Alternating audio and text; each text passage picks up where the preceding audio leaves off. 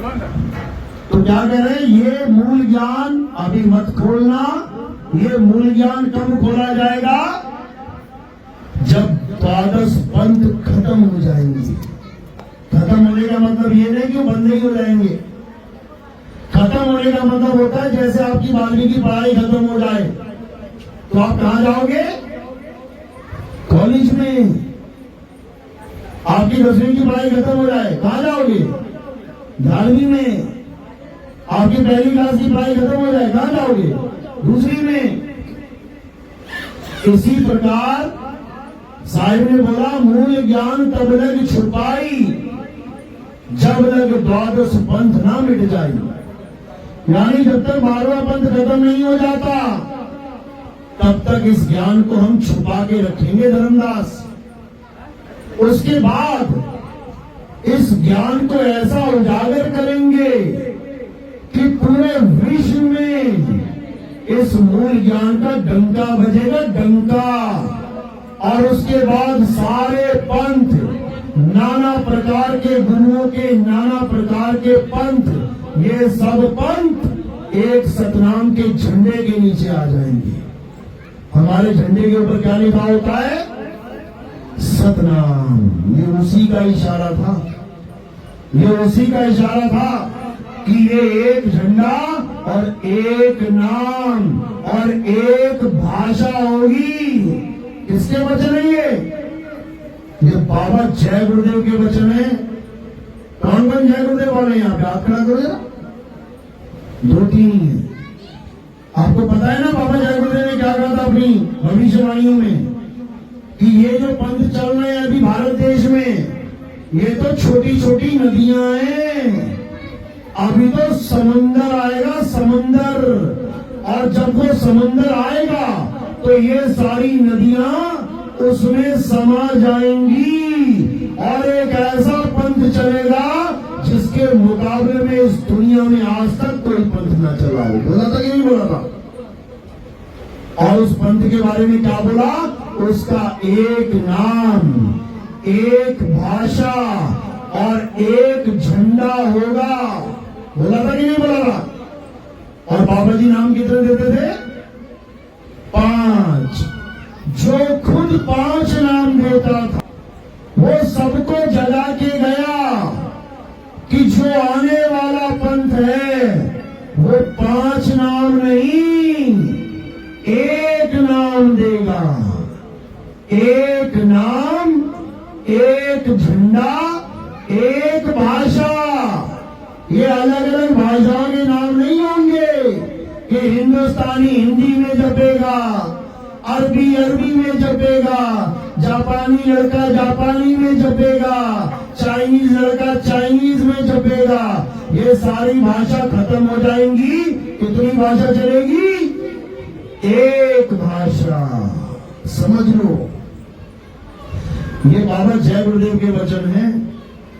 और उन्होंने अपनी वाणी में यह भी बोल दिया था कि आज जो तुम इन 5 नामों से पार हो रहे हो, बल्कि हो नहीं रहे थे, बोलना पड़ा मजबूरी में, और कोई ऑप्शन नहीं थी। उन्होंने बोला आज जो तुम इन 5 नाम से पार हो रहे हो, जब आने वाला महात्मा, भविष्य में आने वाला महात्मा जब उस सच्चे नाम का प्रचार करेगा तो वो एक नाम का प्रचार करेगा। और जब वो एक नाम का डंका बजेगा तब ये 5 नाम, ये जय गुरुदेव का नाम, इससे तुम्हारी मुक्ति नहीं होगी। किस किसने सुनी है, देखिए ये बात लिखी हुई, हाथ खड़ा करो। बहुत बढ़िया, क्योंकि ये सब प्रमाणित है, ये सब प्रमाणित है। कबीर सागर में प्रमाणित है कि ये पंथ आएगा, चलेगा और ऐसा चलेगा कि सब पंथ उसी में सिमट जाएंगे। क्या कह रहे हैं, 12 पंथ काल फुरमाना, भूले जीव न जाए ठिकाना, 13वें पंथ हम ही चले आए, सब पंथ मेट के एक पंथ चलाए। ये कबीर सागर की वाणी है, पढ़ लेना अच्छे से। तो कौन सा पंथ है जो एक कर देगा सबको? ये तो खुद 542 वाले जितने हैं वो 2 पंथों में बट गए। जो कबीर साहब अनुराग सागर, कबीर सागर धर्मदास से लिखवा रहे हैं, वो एक करने की जगह वो खुद ही एक पंथ 2 पंथ में बट गया। एक 542 दामाखेड़ा में चल रहा है, एक काशी में बैठा हुआ है। अब ये 2 आशीर्वाद कहां से आ गए? अरे दिया होगा तो एक दिया होगा। यहां अपने मन के आशीर्वाद चल रहे हैं। किसी भी गुरु के पास जाओ, थोड़ा सा ज्ञान उठाओ और अपना अलग पंथ बना लो, हो गया आशीर्वाद। भैया ये काम नहीं है, इससे दाल गलने वाली नहीं है। ये मन सबको बेवकूफ बना के बैठा है। ये सब मन की चाल है, और इस मन की चाल में जो फंस गया फिर ये मन बहुत बुरी हालत करने वाला है। कबीर साहब कह रहे हैं, अरे मन ही स्वरूपी देव निरंजन, तुम्हें राखे भरमाई हो, ए हंसा तू अमर लोक का पड़ा कालवश आई हो। अब काल के जाल में तो वैसे ही फंसा हुआ है, जन्म मरण के जाल में ऊपर से एक और जाल फेंक दिया इस काल ने। कौन सा? 52 अक्षर का जाल। सबको फंसा लिया 52 अक्षर में, सबको अटका दिया 52 अक्षर में। इन्हीं 52 अक्षरों को जोड़ो तो नए नए नाम बनाओ और रटवा दो लोगों को। गुरु ग्रंथ साहब ने कबीर साहब कह रहे हैं, अरे 52 अक्षर जोड़े आन, सत्याना अक्षर एक पहचान, सत्य का शब्द कबीरा कहे, पंडित होए सुवन पाए रहे, पंडित जन तो एवं व्यवहार, ज्ञानवंत को तत्व विचार, जाके जीव जैसी बुद्धि हुई, कहे कबीर जानेगा सोई। जैसी बुद्धि मालिक ने दे दी है इस जीव को, वैसी बुद्धि इसकी चलने लग जाएगी। मेरी एक एक वाणी का 10 तरह के महात्मा 10 अर्थ निकाल के रख देंगे। वाणी एक ही होगी, लेकिन बुद्धि 10 तरह से चल रही है। अपनी अपनी बुद्धि लगा के मेरी वाणी का अर्थ का अनर्थ करेंगे, जीवों को भरमाएंगे, 84 में लेके जाएंगे और खुद भी 84 का ही देख पाएंगे। क्या कहते हैं साहिब? अरे झूठा गुरु अजगर बना, 184 जाए, सारी संगत चींटी बनी, तोड़ तोड़ के खाए। कबीर साहब कह रहे हैं भाई कि ये मत समझना गुरु पद मिलेगा तुम बख्शे जाओगे, कि तुम कोई भी नाम देते रहो, जीवों को भरमाते रहो, जीवों का बेड़ा गर्क करते रहो, चल जाएगा काम। एक एक जीव का हिसाब होगा, एक एक जीव का। बकरे को काटा है, एक बार काटा है, एक बार गर्दन कटेगी, कोई बात नहीं। लेकिन अगर जीव को भरमा दिया तो कितनी बार गर्दन कटेगी उसकी? 84 लाख बार कटेगी उसकी गर्दन में। तो तुम्हें भी 84 का भुगतान भुगतना पड़ेगा, समझ लो। इसीलिए कबीर साहब ने सब गुरुओं को चेतावनी दी है कि सुधर जाओ, सुधर जाओ, सुधर जाओ। क्या कह रहे हैं? अरे गुरुआ तो घर घर फिरे, कौड़ी केर 50, अपने रूप की खबर नहीं, शिष्य करण की आस। कहते हैं ये गली गली गांव गांव में गुरु लोग घूम रहे हैं शिष्य करने के लिए। ये पूरा गांव मेरा चेला बन जाए, ये पूरा शहर मेरा चेला बन जाए। क्यों? माया के लिए, पैसा आना चाहिए। समझो, अपने रूप की खबर नहीं। उस गुरु को अपने रूप की खबर नहीं है कि मैं क्या हूं। और शिष्यकरण की आस पूरी दुनिया को चेला बनाने चला हुआ है। जब तक अपने रूप को नहीं जान गए तुम किसी का कल्याण नहीं करा सकते, समझ लो। तो ये लोग अपने रूप को तो जानते नहीं और मंत्रों के चक्कर में लोगों को फंसाते हैं। क्या करें कबीर साहब? अरे घर घर मंत्र देत फिरत हैं, माया के अभिमाना, गुरुआ सहित शिष्य सब बूढ़े, अंत काल पछताना, साधो देखो ये जग बौराना। ये पागल हो गए सब लोग। ये 52 अक्षरों को जपा जपा के कहते हैं यही सतनाम है, यही सारनाम है, जबकि ये नहीं जानते कि सत्य नाम, सार नाम, सार शब्द, अबोल नाम, अडोल नाम, अमी नाम, अजर नाम, अमर नाम, ये सब तुम्हारा स्वरूप है। ये तुम्हारे स्वरूप के नाम रखे गए हैं। अजर नाम, कौन सा नाम अजर? कौन सा नाम अजर है? अभी सारे नाम लिख के सब मिटा देता हूं, बता दो कौन सा नाम अजर है? कौन है अजर? अजर का मतलब अमर नाम, अमर का मतलब समझो। ये उसकी बात की जा रही है जिसको ना कोई काट सकता है, ना कोई जला सकता है, ना कोई सुखा सकता है। कौन है वो? आत्मा। आत्मा ही तुम्हारा स्वरूप है। और ये जो तुम काया लेके बैठे हो ये क्या है? 5 तत्वों का पुतला। ये वायु, अग्नि, धरती, आकाश और जल का पुतला है, गुरुजी नहीं है कि तुम इसको गुरुजी मान लो। ये जो शरीर दिख रहा है ये 5 तत्वों का पुतला है।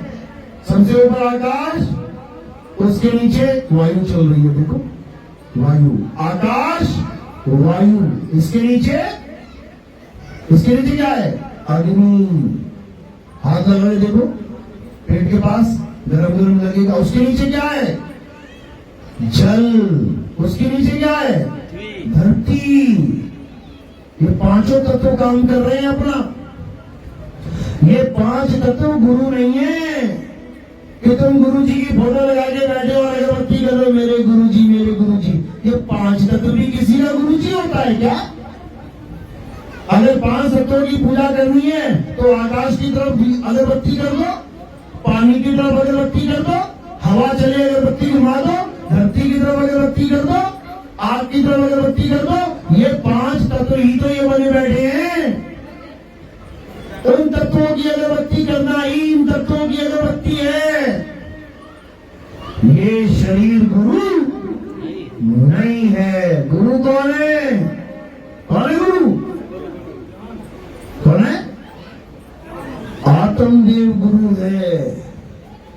आत्मदेव गुरु है। इस चाम के महल में बोलता है गुरु, समझ लो। चाम के महल में बोलता राम है, तू राम और चाम को चीन भाई। चाम को अलग कर ले, राम को अलग कर ले, नीर को अलग कर ले, क्षीर को अलग कर ले।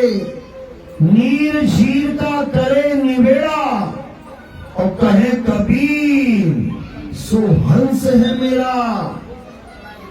मेरा हंस वो है जो आत्म ज्ञान को प्राप्त करे। मेरा हंस वो नहीं है जो इस माटी के शरीर को गुरुजी गुरुजी गुरुजी कर रहा है। इस शरीर को तो गुरु चला रहे हैं, गुरुजी चला रहे हैं शरीर को। गुरुजी जिस दिन छोड़ देंगे ये शरीर ढेरी हो जाएगा मिट्टी की। 4 लोग लेके जा रहे होंगे चलावा आरती चौका करने, ले चलो इसको, हो जाएगी हालत खराब। गुरु कभी नहीं मरता। गुरु कौन है? शब्द गुरु है। नानक साहब समझा रहे हैं, शब्द गुरु सूरत धुन चेला। असली गुरु कौन है? शब्द है। चेला कौन है? सुरता है। सूरत चेला है। कबीर साहब क्या कहते हैं? कबीर साहब ने भी गुरु बनाया था एक, क्या नाम था उसका? रामानंद। बना तो लिया साहिब ने मजबूरी में। क्यों बनाया था? क्योंकि रामानंद किसी नीच जात वाले को चेला ही नहीं बनाता था और उस वक्त वही सबसे मशहूर गुरु था। तो कबीर साहब ने क्या खेल खेला, क्या लीला करी? सुबह सुबह जाके काशी में पंचगंगा घाट पे सीढ़ियों में बच्चा बन के लेट गए। 6 महीने का अबोध बालक। वैसे कितनी उम्र थी? 6 साल की उम्र थी। 6 महीने का अबोध बालक बन के लेट गए। अब गुरुजी सुबह सुबह स्नान करने जाते थे। जैसे ही नदी में उन सीढ़ियों पे उतरे, सीधे सिर पे पैर लगा। अब सिर पे पैर लगा तो बच्चा रोने लगा। अब गुरुजी ने इधर देखना उधर, उठा के बच्चे को गले से लगा लिया। क्यों लगा लिया? क्योंकि जात पात क्या पूछे हम 6 महीने के बच्चे की, क्या तेरी जात है? नहीं तो बहुत होशियार था वो, बात बाद में करता था, पहले जात पूछता था क्या जात है भाई तेरी। तो जो बच्चे को गले से लगा लिया और बोला बेटा राम राम बोल, रो मत, राम राम बोल। तो वहां पे कबीर साहब ने दीक्षा ले ली राम राम की। लेकिन कल को मुकर जाएगा गुरु जी कि तू मेरा चेला नहीं, मैं तेरा गुरु नहीं। क्यों? मैं नीच जात वालों को चेला बनाता ही नहीं, मेरे सारे चेले उच्च कुल के ब्राह्मण हैं। अब क्या करें? तो कबीर साहब ने क्या किया, उसके गले के जो मोती थे उनको, माला को तोड़ दिया। एक मोती अपने हाथ में छुपा लिया, बाकी सारे मोती गिर गए नीचे। एक मोती क्यों छुपा लिया? क्योंकि कल को जब मैं जाऊंगा और कहूंगा कि आप मेरे गुरु, मैं आपका शिष्य, तो ये मानेंगे नहीं गुरु जी, क्योंकि मैं 6 साल का बच्चा बन के जाऊंगा, 6 महीने वाला तो जाऊंगा नहीं। कहते मानेगा नहीं तो क्या करना पड़ेगा? एक मोती जो इनका छुपा लिया मैंने, वो दिखाऊंगा कि देखो आपने मुझे राम राम की दीक्षा दी थी। इसीलिए कबीर पंथी में एक मोती की माला मिलती है, कंठी माला कहते हैं उसको। हमारे पंथ में एक मोती की माला चलती है निशानी के स्वरूप कि ये कबीर पंथ की निशानी है।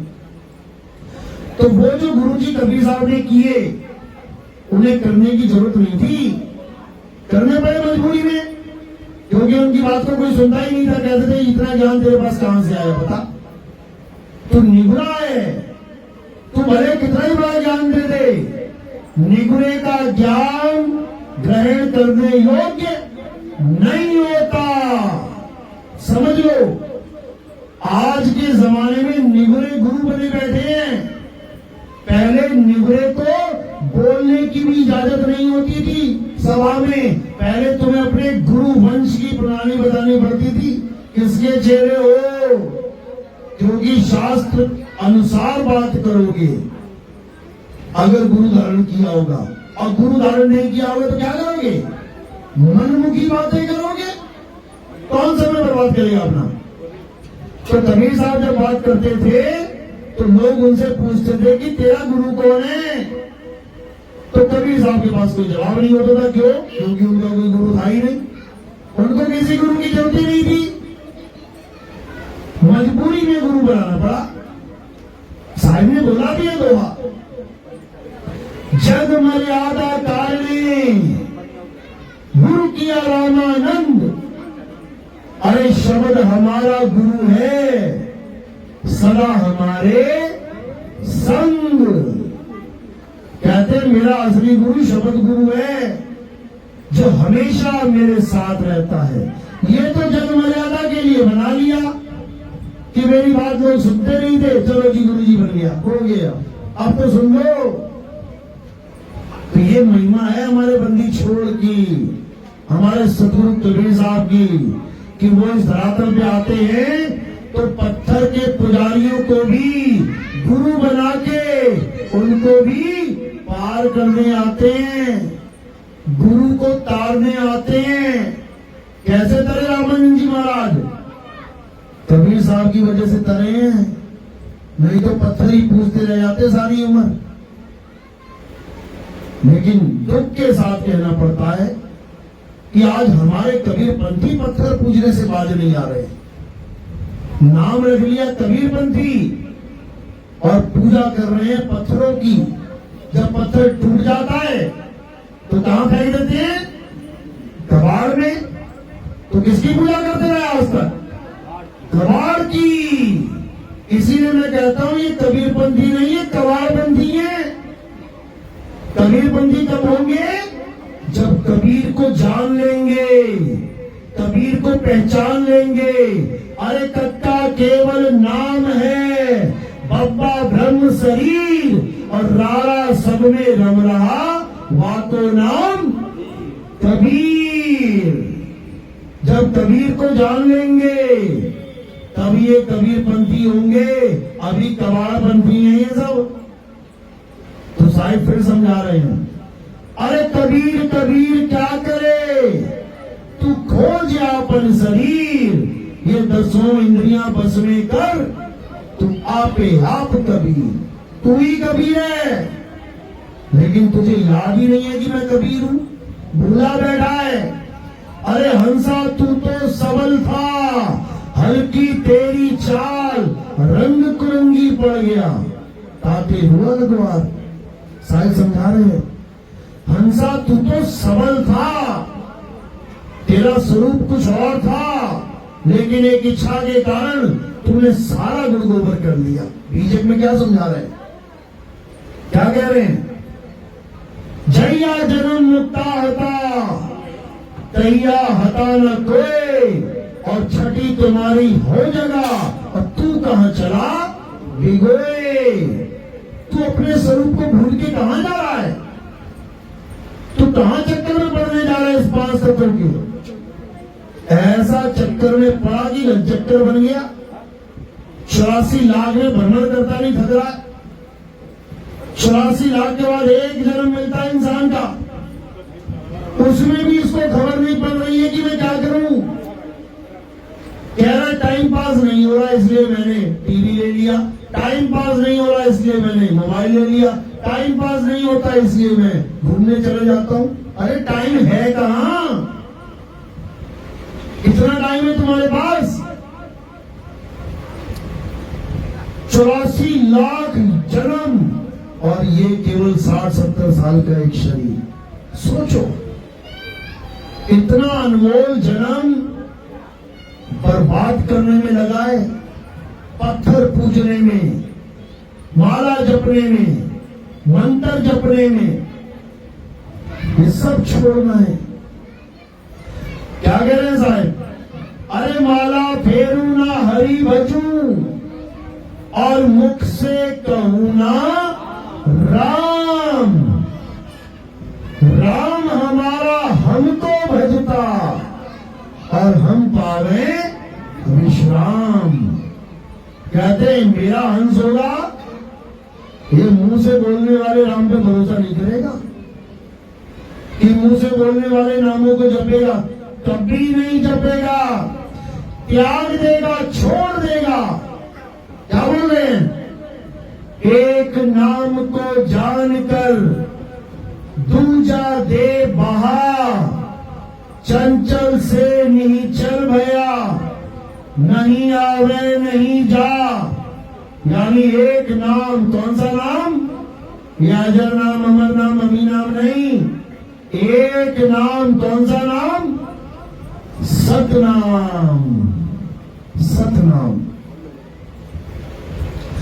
सत्य नाम को जानकर दूजा दे बहा।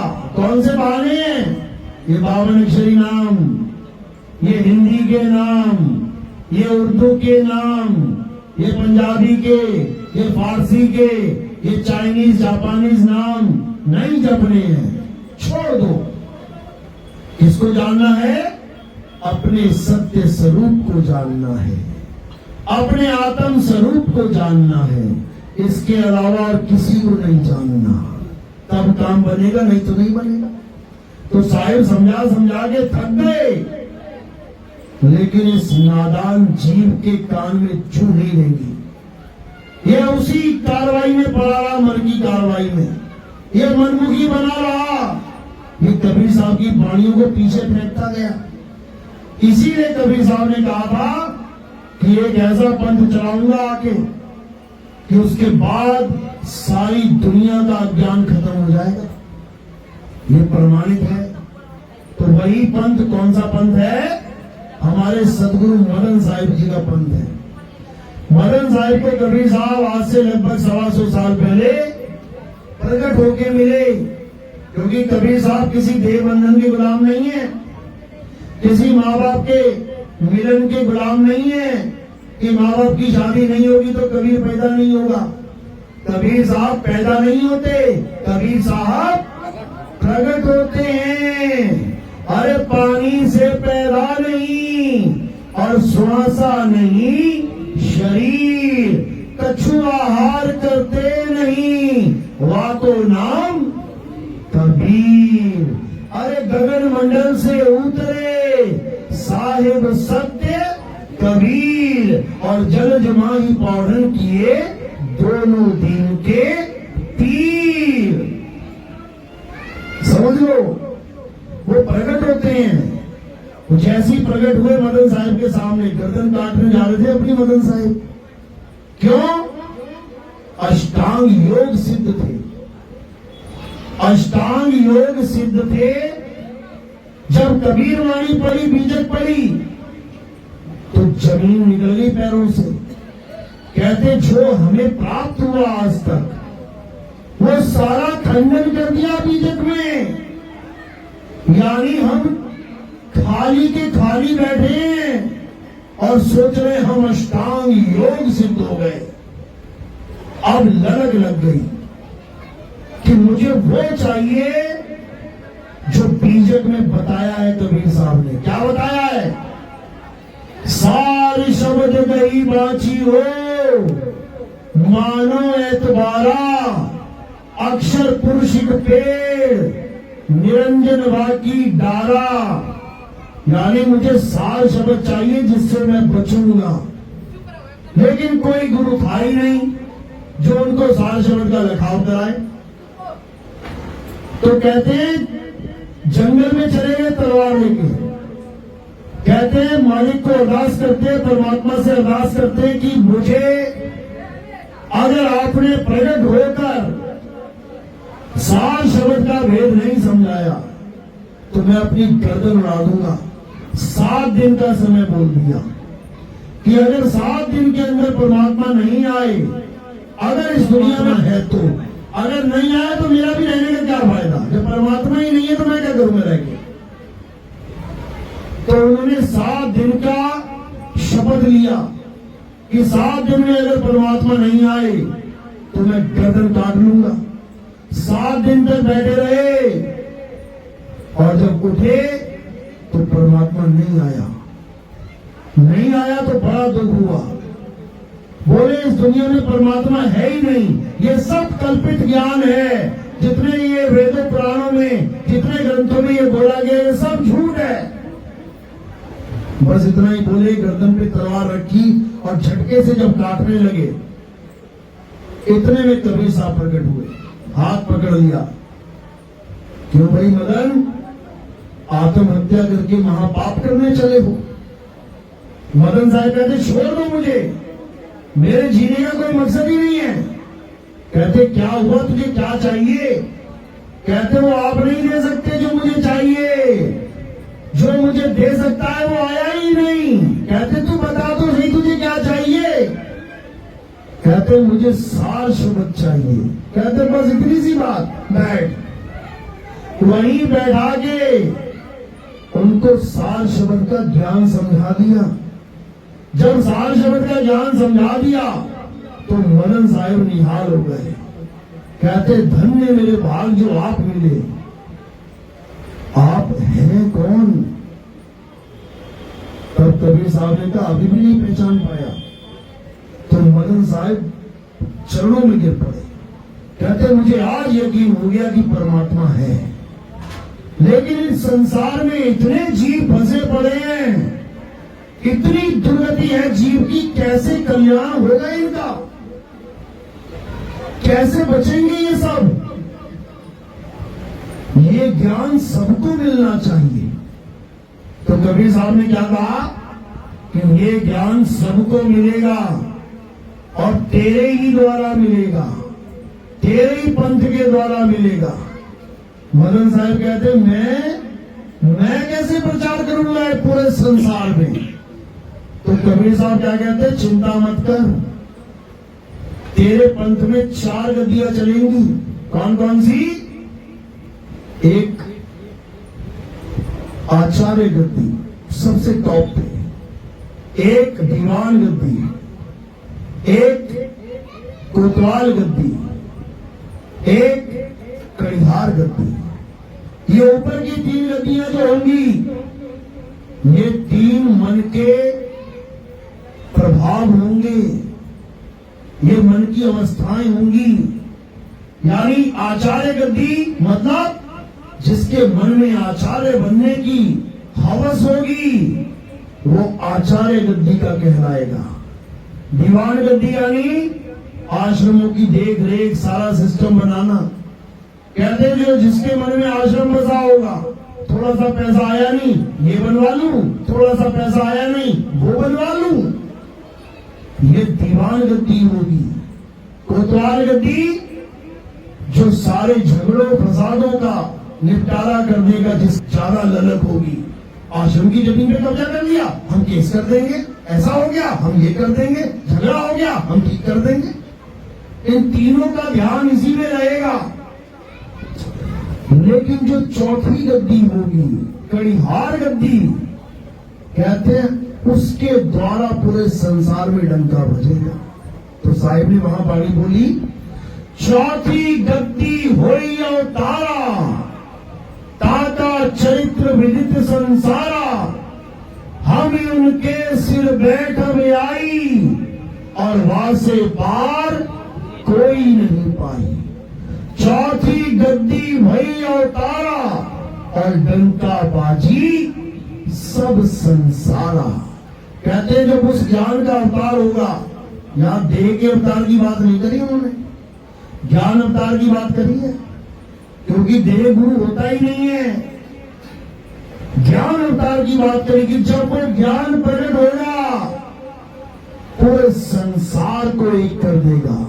हर पंथ, हर धर्म का इंसान जब वो सत्संग सुनेगा, तो वो सत्य को जानकर नतमस्तक हो जाएगा, वो सत्य को काट नहीं पाएगा। ये वाणी में दर्ज है। कौन सा ग्रंथ है? अभिनंदन ग्रंथ। और दुख के साथ कहना पड़ता है, जिस गद्दी पे वो ग्रंथ छपा था, वही गद्दी के अब जो संत महात्मा बैठे हैं, वही उसको नहीं मानते। बताओ, इसी को कहते काल के दूतों की एंट्री।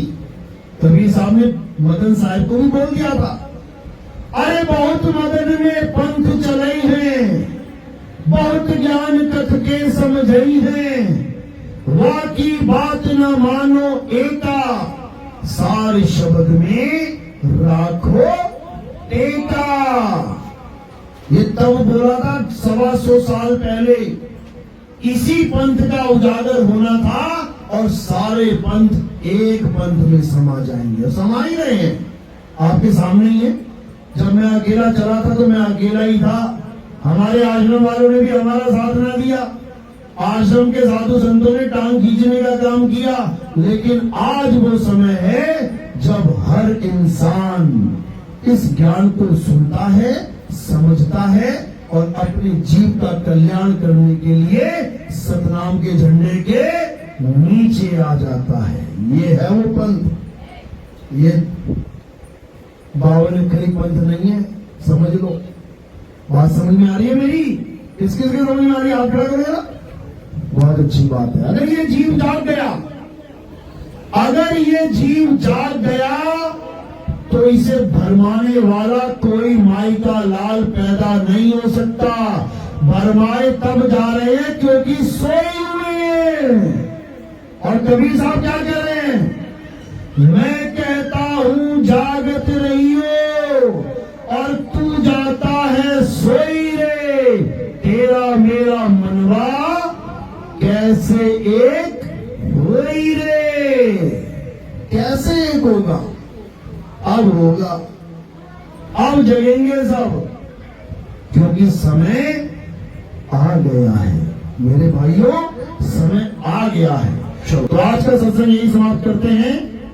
परमात्मा से अरदास करता हूं कि जितने भी जीव यहाँ बैठे हैं सबके अज्ञान का नाश हो, सबको ज्ञान की प्राप्ति हो, परमात्मा का दिव्य संदेश सबके हृदय में घर करे, कबीर साहब की वाणी सबके हृदय में विराजमान हो, असत्य का नाश हो, सत्य की जीत हो।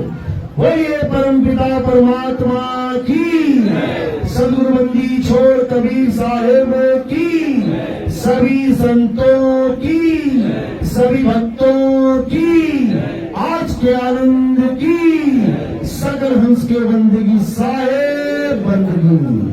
सतनाम सतनाम।